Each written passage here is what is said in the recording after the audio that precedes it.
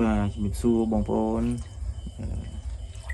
khang trênในวิดีโอติดตรงแต่หนึ่งการจำกายแบบอยู่ติดได้vàรองจำกายยืนเบียทมติดมันจับดำถอดกระต้อนะบางคนแบบngày nay ngày tì bùm bốn khai 4 năm pi pon một thầy pram ba bây giờ về chụp một khai ấy tung một thầy ngày chieng ấy bạn thọtនៅវីដេអូបង្ហាញតទៅនឹងការប្រកាសបន្តទេព្រោះ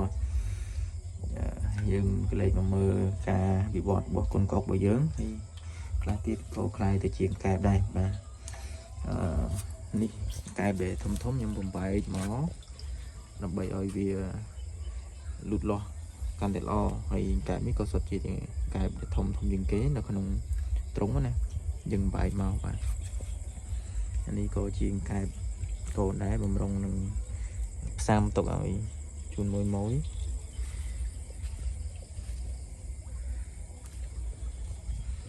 បាទនេះគឺជាសកម្មភាពកែបនៅពេលយប់យើងបាច់ចំណេះស៊ីខ្លះទៅឥឡូវតំបាច់ហើយស៊ីមិញហ្នឹងឡើងមកស៊ីច្រើនហើយទឹមនឹងដែរក៏វាដាច់កតុយក៏រងច្រើនដែរបាទរួមកតុយណាគេរងច្រើនដែរបាទជា 5-6 តង់ដែរបងប្អូនបាទ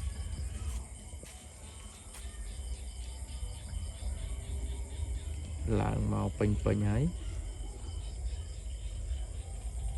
តង់ទី 2 ហើយតង់ទី 3 នៅយើងបែកចេញខ្លះតង់នេះបាទយើងបែកឡើងគោខ្លះទៅហើយវានៅតែបន្តឡើងមកហូរហែរហូតតង់នៅប្រហែលជា 20% ទៀតទេវានឹងអស់គុណកុកហើយព្រោះនៅសល់តិចដែរអានេះកូនកែបយើងដាក់មកផ្សាំវាឡើងទុំនៅលើនេះទុំឲ្យចំណៃស៊ីមិញដែរបើនេះប្រហែលជាម៉ោងទុំ 7 ជាង 7 តិចតួច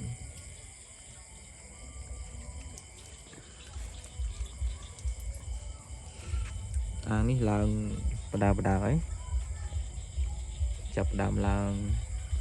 មកច្រើនដែរ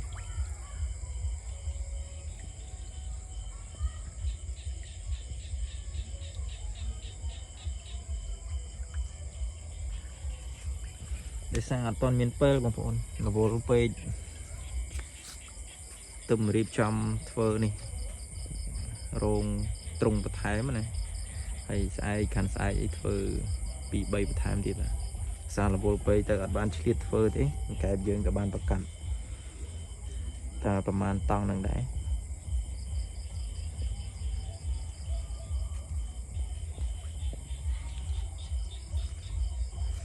ល្អកូនកែបរបស់យើងបាទហើយបើសិនជាបងប្អូនមានតម្រូវការចង់យកទៅចិញ្ចឹមអាចទាក់ទងលេខទូរស័ព្ទនៅលើវីដេអូនេះបានបាទយើងមានលក់ជូនបងប្អូនហើយតម្លៃសមរម្យទេហើយបញ្ជាក់ផងដែរបាទទីតាំងខាងខ្ញុំគឺនៅខេត្តបាត់ដំបងបាទនៅឃុំស្នឹងលិចឃុំស្នឹងស្រុកបណ្ណន់ខេត្តបាត់ដំបង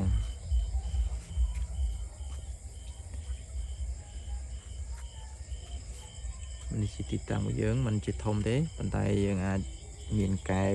ជូនបងប្អូនដែលត្រូវការយកទៅចិញ្ចឹមបាទ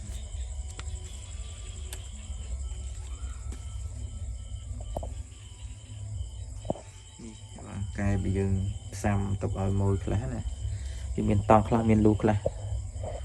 ផ្សេងគ្នា